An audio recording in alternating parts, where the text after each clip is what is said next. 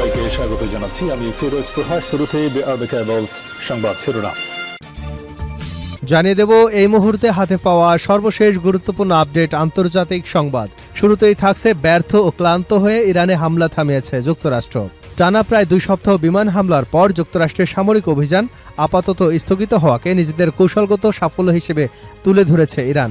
দেশটির এক সামরিক মুখপাত্র দাবি করেছেন, যুক্তরাষ্ট্র ইরানের প্রতিরক্ষার সক্ষমতায় আঘাত হানতে ব্যর্থ হয়েছে এবং এখন তারা কৌশলগত সিদ্ধান্ত গ্রহণে ক্লান্তির মুখে পড়েছে। খবর সিএনএনের। এবারে জানাবো, ইরানে হামলায় ভূখণ্ড ব্যবহার করতে দেবে না কুয়েত। ইরানের বিরুদ্ধে কোনো সামরিক অভিযানে নিজেদের সম্পৃক্ততার অভিযোগ সরাসরি অস্বীকার করেছে কুয়েত। দেশটির সরকার জানিয়েছে, ইরানে হামলা চালানোর উদ্দেশ্যে কুয়েতের ভূখণ্ড, আকাশসীমা কিংবা জলসীমা ব্যবহারের অনুমতি কাউকেই দেওয়া হয়নি। জানাবো, পারমাণবিক অস্ত্র তৈরির নির্দেশ দিতে পারেন মোস্তফা খামেনি। ইরানের সর্বোচ্চ নেতা মোস্তফা খামেনি তার বাবা আয়াতুল্লাহ আলী খামেনির তুলনায় পারমাণবিক অস্ত্র তৈরিতে বেশি আগ্রহী হতে পারেন, এমন দাবি করেছে যুক্তরাষ্ট্রের একাধিক গোয়েন্দা সংস্থা। এদিকে ইরানি সেনাবাহিনীতে নতুন আকাশ প্রতিরক্ষা ব্যবস্থা। ইরানের সশস্ত্র বাহিনীর সামরিক সক্ষমতা বাড়াতে বিশেষ করে আকাশ প্রতিরক্ষা খাতে নতুন সরঞ্জাম যুক্ত করা হয়েছে বলে জানিয়েছেন ইরানি সেনাবাহিনীর মুখপাত্র ব্রিগেডিয়ার জেনারেল মোহাম্মদ আকরামিনিয়া। এবারে থাকছে ইরানে স্থল সেনা নামানোর ছক যুক্তরাষ্ট্রের ভয়ঙ্কর পরিকল্পনা। ইরানের অভ্যন্তরে সরাসরি স্থল সেনা নামিয়ে তাদের অত্যন্ত সুরক্ষিত পারমাণবিক কেন্দ্রগুলো গুড়িয়ে দেওয়ার এক গচ্ছিত সমৃদ্ধ ইউরেনিয়াম কবজা করবার অভূতপূর্ব এবং অত্যন্ত ঝুঁকিপূর্ণ সামরিক পরিকল্পনার ছক করছে যুক্তরাষ্ট্র। কূটনৈতিক উপায়ে পারমাণবিক সংকট মোকাবেলার পথ পুরোপুরি বন্ধ হয়ে পড়ায় পেন্টাগন এখন সামরিক ইতিহাসের অন্যতম বিপজ্জনক এক কৌশল বাস্তবায়নের চিন্তা করছে। এবং সর্বশেষ জানাবো, ইসলামাবাদ সমঝোতা লঙ্ঘনের পর মার্কিন নিহত সেনার সংখ্যা 200 ছাড়িয়েছে। ইসলামিক রেভলিউশনারি গার্ড কর্পসের মুখপাত্র ব্রিগেডিয়ার জেনারেল হোসেন মোহেবি দাবি করেছেন, ইসলামাবাদ সমঝোতা লঙ্ঘনের পর শুরু হওয়া অভিযানে 200 জনেরও বেশি মার্কিন সেনাবাহিনী নিহত হয়েছেন। রোববার এক বিবৃতিতে মেহেবি বলেন, যুক্তরাষ্ট্র যে হতাহতের পরিসংখ্যান প্রকাশ করেছে তা সম্পূর্ণ মিথ্যা। অপারেশন নাসর 2 এবং মার্কিন বাহিনীর নিহতের সংখ্যা 200 ছাড়িয়ে গেছে। আহতের সংখ্যা এর চেয়ে অনেক বেশি। এতক্ষণ শুনছিলেন সংবাদ শিরোনাম, এবার থাকছে পুরো সংবাদ। দর্শক, অনুরোধ থাকবে ভিডিওতে একটি লাইক দিন, কমেন্টস করে জানিয়ে দিন এই ভিডিও সম্পর্কে আপনার মূল্যবান মতামত। ব্যর্থ ক্লান্ত হয়ে ইরানে হামলা থামিয়েছে যুক্তরাষ্ট্র। তেহরান। টানা প্রায় 2 সপ্তাহ বিমান হামলার পর যুক্তরাষ্ট্রের সামরিক অভিযান আপাতত স্থগিত হওয়াকে নিজেদের কৌশলগত সাফল্য হিসেবে তুলে ধরেছে ইরান। দেশটির এক সামরিক মুখপাত্র দাবি করেছেন, যুক্তরাষ্ট্র ইরানের প্রতিরক্ষা সক্ষমতায় আঘাত হানতে ব্যর্থ হয়েছে এবং এখন তারা কৌশলগত সিদ্ধান্ত গ্রহণে ক্লান্তির মুখে পড়েছে। খবর সিএনএনের। রোববার ইরানের রাষ্ট্রীয় গণমাধ্যমকে দেওয়া বক্তব্যে দেশটির সেনাবাহিনীর মুখপাত্র আমির আকরামিনিয়া বলেন, আমরা এখনও যুক্তরাষ্ট্রের কোনো সুস্পষ্ট কৌশল দেখতে পাচ্ছি না। তারা কৌশলগত সিদ্ধান্ত গ্রহণে ক্লান্তি অনুভব করছেন। তিনি আরও দাবি করেন, যুক্তরাষ্ট্র হরমুজ প্রণালী খুলে দিতে কিংবা ইরানের প্রতিরক্ষা ব্যবস্থা দুর্বল বা ধ্বংস করতে পারেনি। একই সঙ্গে তিনি বলেন, যুদ্ধের ভৌগোলিক পরিসর এখন লোহিত সাগরে বাব আল মানদেব প্রণালী পর্যন্ত বিস্তৃত হয়েছে, যেখানে ইরান সমর্থিত হুতিরা সৌদি আরবগামী জাহাজের উপর অবরোধ ঘোষণা করেছে।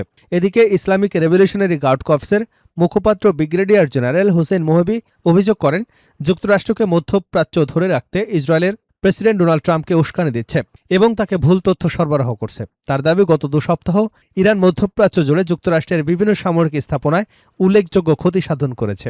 যদিও যুক্তরাষ্ট্র জর্ডান সহ কয়েকটি ঘাঁটিতে ক্ষয়ক্ষতির কথা স্বীকার করেছে। জর্ডানের একটি ঘাঁটিতে ইরানের হামলায় 3 মার্কিন সেনা নিহত হবার ঘটনাও নিশ্চিত করেছে ওয়াশিংটন। এর আগে সিএনএন জানায়, গত শুক্রবার হোয়াইট হাউসে এক বৈঠকে ভাইস প্রেসিডেন্ট জেডি ভ্যান্স এবং জয়েন্ট চিফ অফ স্টাফের চেয়ারম্যান জেনারেল ড্যান কেইন ইরানের সঙ্গে যুদ্ধ আরও বিস্তৃত করবার বিষয়ে উদ্বেগ প্রকাশ করেছিলেন। একই সঙ্গে মার্কিন প্রতিরক্ষা দপ্তরের একটি সূত্র জানিয়েছে, টানা প্রায় 2 সপ্তাহ হামলা চালানোর পর আপাতত সামরিক অভিযান স্থগিত রাখা হয়েছে। ইরানে হামলায় ভূখণ্ড ব্যবহার করতে দেবে না কুয়েত। ইরানের বিরুদ্ধে কোনো সামরিক অভিযানে নিজেদের সম্পৃক্ততার অভিযোগ সরাসরি অস্বীকার করেছে কুয়েত। দেশটির সরকার জানিয়েছে, ইরানে হামলা চালানোর উদ্দেশ্যে কুয়েতের ভূখণ্ড, আকাশসীমা কিংবা জলসীমা ব্যবহারের অনুমতি কাউকে দেওয়া হয়নি। মার্কিন দৈনিক ওয়াল স্ট্রিট জার্নালে প্রকাশিত একটি প্রতিবেদনের পর এ বিষয়ে আনুষ্ঠানিক ব্যাখ্যা দেয় কুয়েত। দেশটির রাষ্ট্রীয় বার্তা সংস্থা কুনার বরাতে এ তথ্য প্রকাশ করা হয়েছে। ওই প্রতিবেদনে দাবি করা হয়, পারস্য উপসাগরীয় অঞ্চলে মার্কিন সেনাবাহিনীর ঘাঁটিতে ইরানের ড্রোন এবং ক্ষেপণাস্ত্র হামলার প্রতিক্রিয়ায় কুয়েত এবং বাহরাইনে গোপনে বিমান হামলা পরিচালনা করে। প্রতিবেদনে আরও বলা হয়, চলতি মাসের শুরুতে ইরানের কয়েকটি সামরিক স্থাপনা এবং ড্রোন ও ক্ষেপণাস্ত্রের গুদাম লক্ষ্য করে এসব হামলা চালানো হয়। পাশাপাশি সংযুক্ত আরব আমিরাত গোয়েন্দা তথ্য দিয়ে এই অভিযান সহায়তা করেছে বলে উল্লেখ করা হয়েছে। এসব দাবির পর যুক্তরাষ্ট্রে নিযুক্ত কুয়েতের রাষ্ট্রদূত শেখা আল জেইন আল সাবা ওয়াল স্ট্রিট জার্নালের সম্পাদকীয় বোর্ডের কাছে একটি চিঠি পাঠান। সেখানে তিনি প্রতিবেদনে উত্থাপিত অভিযোগগুলোকে সম্পূর্ণ মিথ্যা এবং ভিত্তিহীন বলে উল্লেখ করেছেন। রাষ্ট্রদূত তার চিঠিতে স্পষ্ট করেন, কুয়েত কোনোভাবেই ইরানের বিরুদ্ধে সামরিক অভিযানে অংশ নেয়নি। একই সঙ্গে তিনি জানান, আক্রমণাত্মক কোনো অভিযান পরিচালনার জন্য কুয়েতের ভূখণ্ড, আকাশসীমা বা জলসীমা ব্যবহারের অনুমতিও কোনো পক্ষকে দেওয়া হয়নি। এদিকে ইরানের মেহের নিউজ কুনার বরাত দিয়ে জানিয়েছে, কুয়েত প্রকাশিত প্রতিবেদনটির তথ্য কঠোরভাবে প্রত্যাখ্যান করেছে। তবে এ বিষয়ে বাহরাইনের পক্ষ থেকে এখন পর্যন্ত কোনো আনুষ্ঠানিক বক্তব্য পাওয়া যায়নি। পারমাণবিক অস্ত্র তৈরির নির্দেশ দিতে পারেন মোস্তফা খামেনি। ইরানের সর্বোচ্চ নেতা মোস্তফা খামেনি তার বাবা আয়াতুল্লাহ আলী খামেনির তুলনায় পারমাণবিক অস্ত্র তৈরিতে বেশি আগ্রহী হতে পারেন, এমন দাবি করেছে যুক্তরাষ্ট্রের একাধিক গোয়েন্দা সংস্থা। নিউ ইয়র্ক টাইমসের এক প্রতিবেদনে বলা হয়েছে, ফেব্রুয়ারির শেষ দিকে যুক্তরাষ্ট্র ইসরায়েলের হামলায় নিহত আলী খামেনি ইরানের পারমাণবিক কর্মসূচি এগিয়ে নিলেও পারমাণবিক বোমা তৈরির বিরোধিতা করতেন। তবে মোস্তফা খামেনি প্রকাশ্যে কখনো পারমাণবিক অস্ত্রের সমর্থন না দিলেও মার্কিন কর্মকর্তাদের ধারণা, তিনি এবং ইরানের নতুন কঠোরপন্থী নেতৃত্ব ভবিষ্যতে এই পথে এগোতে পারেন। মার্কিন কর্মকর্তারা মনে করেছেন, যুক্তরাষ্ট্র ইসরায়েলের সামরিক হামলা ইরানকে পারমাণবিক অস্ত্র অর্জনের দিকে আরও বেশি উৎসাহিত করতে পারে। সেটি সংঘাতের একটি বড় কৌশলগত পরিণতি হিসেবে বিবেচিত হবে। প্রতিবেদনে আরও বলা হয়েছে, বর্তমানে ইরান হরমুজ প্রণালীর উপর আরও শক্ত নিয়ন্ত্রণ প্রতিষ্ঠা করেছে এবং যুক্তরাষ্ট্রের সঙ্গে যুদ্ধবিরতি নিয়ে আলোচনায় কঠোর অবস্থান নিয়েছে। তবে মার্কিন কর্মকর্তারা সতর্ক করে বলেছেন, মোস্তফা খামেনির অবস্থান সম্পর্কে অধিকাংশ গোয়েন্দা তথ্য যুদ্ধ শুরুর আগেই সংগ্রহ করা হয়েছিল। সংঘাতের সময় তিনি গুরুতর আহত হন এবং এরপর থেকে জনসমক্ষে তার উপস্থিতি উল্লেখযোগ্যভাবে কমে গেছে। তাদের ভাষ্য অনুযায়ী মোস্তফা খামেনি এখন ইরানের সর্বোচ্চ নেতা হলেও তিনি এখনও তার বাবার মতো পূর্ণ কর্তৃত্ব প্রতিষ্ঠা করতে পারেননি। ৩৬ বছর ক্ষমতায় থাকা আলী খামেনির মৃত্যুর পর ইরানের নেতৃত্বের পরিবর্তনের এই সময় ডোনাল্ড ট্রাম্প প্রশাসন দেশটির বিরুদ্ধে সামরিক পদক্ষেপ আরও বাড়ানোর বিষয়টি বিবেচনা করছে। তবে প্রতিবেদনে বলা হয়েছে, ইরান এখনও আনুষ্ঠানিকভাবে পারমাণবিক কর্মসূচি পুনরায় শুরু করেনি। যুক্তরাষ্ট্রের হামলার পর দেশটিতে বিদ্যমান পারমাণবিক অবকাঠামো সুরক্ষিত রাখতে পদক্ষেপ নিয়েছে মাত্র। এর মধ্যে কিছু সেন্ট্রিফিউজের মধ্যে ইরানের অত্যন্ত সুরক্ষিত ভূগর্ভস্থ স্থাপনা পিক্সাস মাউন্টেনে স্থানান্তরের চেষ্টা করেছে বলে মার্কিন কর্মকর্তাদের দাবি। ইরানি সেনাবাহিনীতে নতুন আকাশ প্রতিরক্ষা ব্যবস্থা। ইরানের সশস্ত্র বাহিনীর সামরিক সক্ষমতা বাড়াতে বিশেষ করে আকাশ প্রতিরক্ষা খাতে নতুন সরঞ্জাম যুক্ত করা হয়েছে বলে জানিয়েছে ইরানি সেনাবাহিনীর মুখপাত্র ব্রিগেডিয়ার জেনারেল মোহাম্মদ আকরেমিনিয়া। তিনি জানান, সাম্প্রতিক যুদ্ধবিরতির সময়কে কাজে লাগিয়ে সেনাবাহিনী তাদের সামরিক শক্তি পুনর্গঠন এবং জোরদার করেছে, বিশেষ করে আকাশ প্রতিরক্ষার ক্ষেত্রে।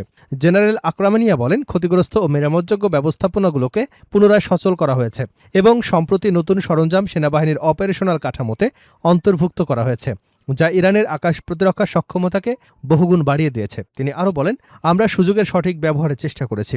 এই 3 মাসের যুদ্ধবিরতি আমাদের প্রতিরক্ষা পরিকল্পনার জন্য, বিশেষ করে আকাশ প্রতিরক্ষার ক্ষেত্রে একটি বড় সুযোগ ছিল। তিনি স্পষ্ট করে জানান, ইরানের সশস্ত্র বাহিনী যে কোনো পরিস্থিতির জন্য পুরোপুরি প্রস্তুত রয়েছে।